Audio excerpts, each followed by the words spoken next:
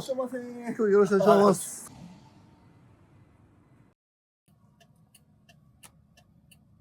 今日何時起きですか？今日4時起き。さすがです。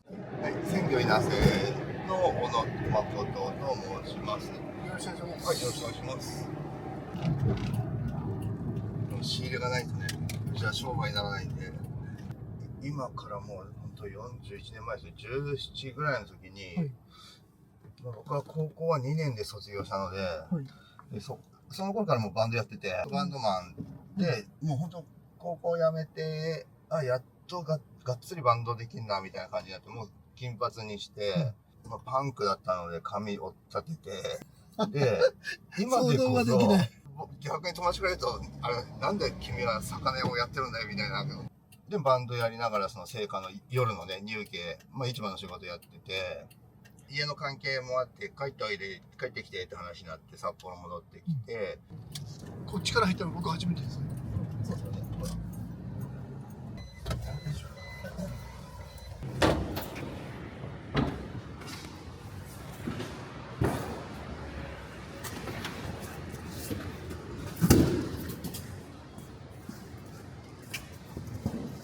リサイクル。溶かして潰して。なるほど。手が早い。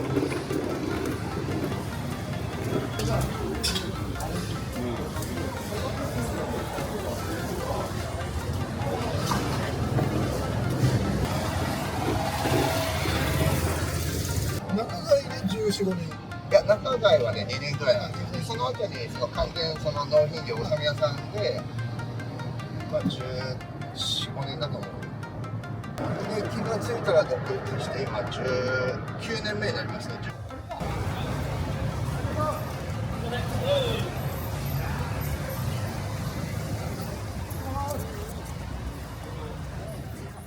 稲瀬さんが通って何年ぐらい経ったんですか？オープン当初からだと思う。決め手って何かありますか？決め手っていうかね、多分ね、面白い魚が置いてあるのが好きなの。知らない魚があったり、なんかそういうつまんない話をできる人が楽しい。言ったら答えてくれるし、魚好きほどいろんな種類とかいろんな部位とかを食べたがる。男性客が圧倒的なんですよ、強み。男性客が女性は分のじゃないけど、男性客って物知ってんの。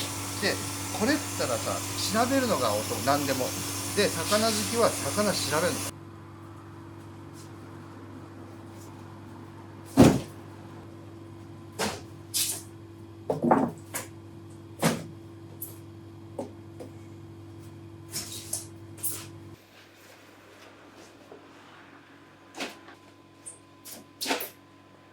これはノドグロ赤ムツ、有名な研究魚。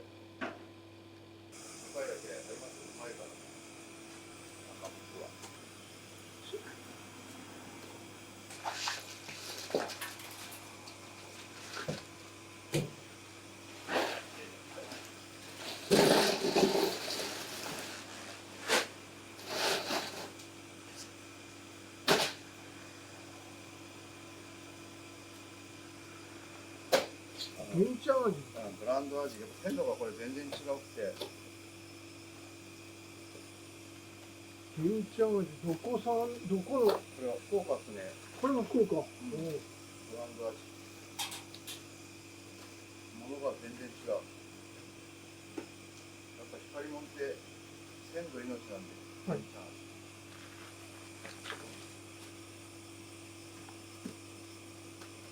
カビカでしょ。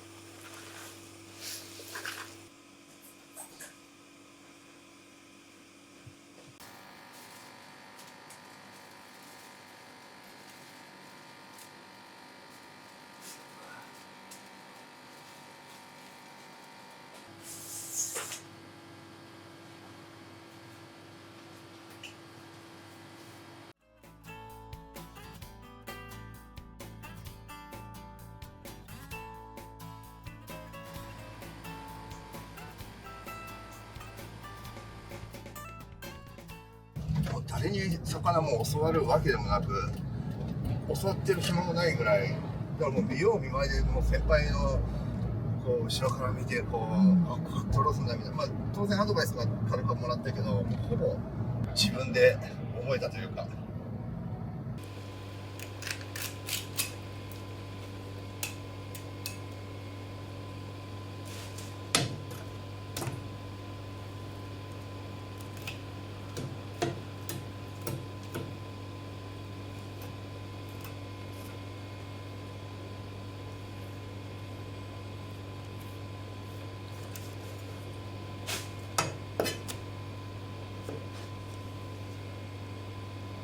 トカツオはカツオでも違うんですよ。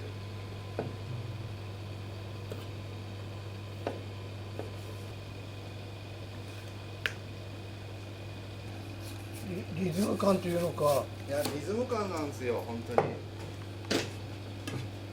そうその仕草にしても、そう本当によくね読んでもう魚いっぱいあったらもう踊ってるような感じで。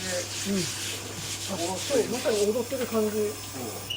じゃなきゃね、今でこそあれだけど、前いたその納めの時は、納品業の時は、毎日すごいことになったから、魚をおろす数が。はい、もうちんたらやったらもう間に合わないし、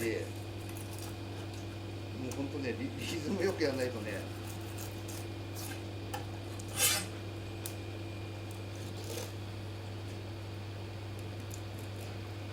これは八角ですね。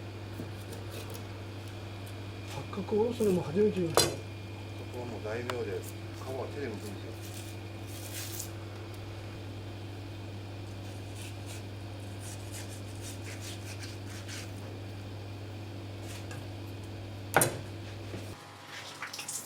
これが大きい大きい。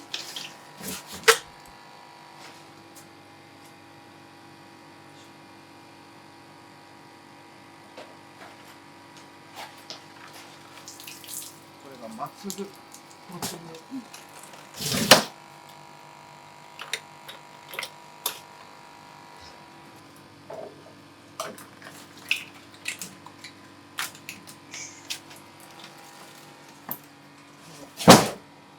大きさの差を。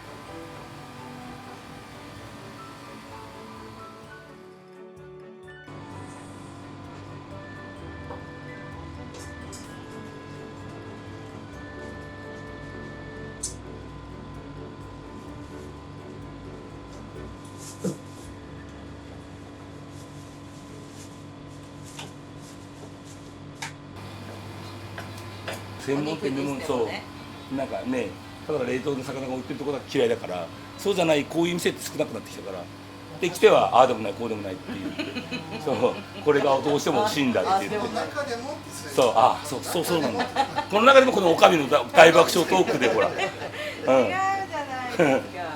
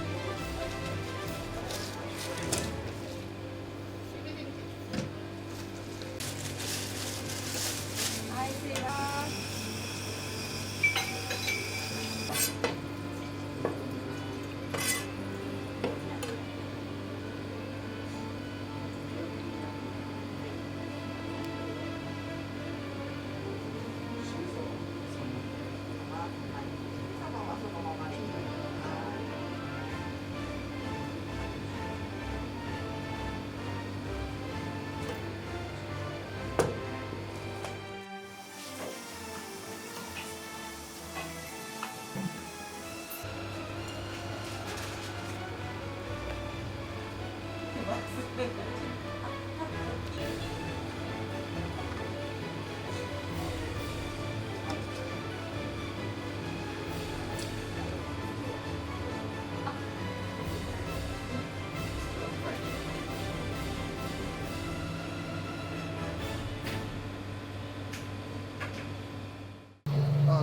当たり前の魚置いても売れないんですよ、やっぱり。変わったものというか、だから変わったものを買ってきてるわけではなくて、だからいつもうちの嫁にも分かんないけど、これ売れないでしょっていう魚で俺が好きなのも必ず買うんですよ。知らない魚知らないからもう売れなくても好きな魚はタチウオとかキアラとかってあるんですけど、まあ売れないんですよね。でも好きなんであったら取られたくないんですよ。でそれもさっき市場で言った通り、道外の魚って何十箱もないでしょ。1箱しかないでしょ。それを取られるの嫌なんですよ。なので売れなくても買う。でも結局最後売れなかった場合ってありますよね。ぶっちゃけ売り切るんですか。まあ売り切るというか、例えば余りましたと、まあこれはあれなんだけど、したらどうするか。例えば味噌漬けしたら西京漬けってまた商品になるでしょ。で今日残っちゃったらどうしよう、昆布締めっていう武器もできるし、あとなんか、そのルイベとかなんか違う風になるんですよ。化けるんですよ。だからそこはやっぱり知識と技術なきゃ多分できないし、だから余って普通っていうか分かんないけど、どうしよう、捨てるしかないでしょ。食べるしかないけど、まあ食べるもあるんだけど、次こうしたらまた逆に付加価値高くなるでしょ、みたいなことはできます。残っても生かし方が知ってるから応用が効くんでしょうね。そうなので、自分ほら金業の人間なんで、そのホテルの料理さんだと、ホテルじゃなくても居酒屋でもいいけど、その料理屋さんと喋る機会が多いから、もうメニュー出てるさ、これどうやって作るのみたいなとこから始まって、でそれを聞いて自分なりのレシピで作ったりとかはしてる。なのでそういうなんか昆布締めとかなんだかっていうその武器ができるというか、で自分ほら結構こういう性格なので喋るのに、これどうやって作るのそしたら意外と簡単だったりとかするから、なんかそれをただやってるだけで。あと僕が独立前にいた会社って本当ベテランしかいなかったんだよ。もう大ベテランが何十人もいるとこだから、もう昔ながらのことをずっとやってて、でそれは僕は引き継いでて、でうちの西京漬けも今そこら辺の人ってね、ただ売ってる西京味噌つけて自家製ってやってるんだけど、僕は必ず味噌と砂糖醤油みりん先を調合して作ってる。これ本当の自家製でやってる。でそれも前の会社の親方衆が教えてくれたやつ。しめ鯖もそう、イクラの醤油漬けの作り方もそう、イカの塩辛も今の人って銅とか入れてるけど、昔はあれ捨てるもんだと、ゲソと耳。じゃあどうしようって時に作ったのが塩辛だから、あそこにね胴体入れちゃダメなんですよ、イカの塩辛。ゲソと耳だけじゃないとコリコリ感出ないので、水っぽくなる。親方衆が教えてくれたっていうか、でそれを自分なりに引き継いでる。まあそこからちょっとアレンジももちろんしてるけど、包丁で切り目サッサッサッサって入れるじゃないですか。和食の職人さんっぽいなと思って。ぽいっていうか、やっぱりね、それは本当骨を自分が、例えば焼き魚でもこれがあって骨ってんの嫌だから、焼き魚作るのも骨抜くから、そしたらほらおじいちゃんでもさ、赤ちゃんはだけどちびっこでも食べれるでしょ。